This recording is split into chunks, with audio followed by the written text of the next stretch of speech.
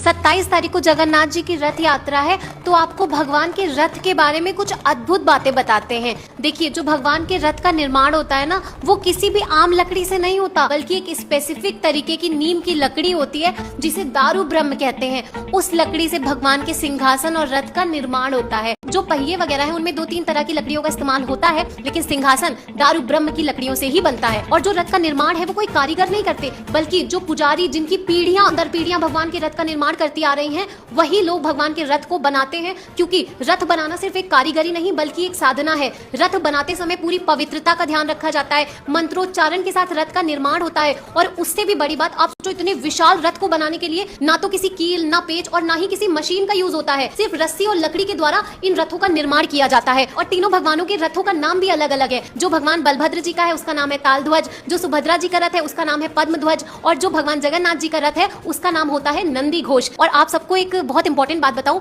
कि जब भी आपको मौका मिले ना, तो आप रथ यात्रा के दौरान जगन्नाथपुरी जरूर जाइएगा, क्योंकि कहते हैं कि रथ यात्रा के दौरान सूक्ष्म रूप से भगवान स्वयं रथ में विराजमान होते हैं। और जो भी व्यक्ति भगवान की इस रथ को स्पर्श कर लेता है, भगवान की रस्सी को खींचता है, तो जो जन्म जन्मांतर के कर्म बंधनों से हम सब बंधे हैं ना, उन कर्म बंधनों से भी व्यक्ति मुक्त हो जाता है।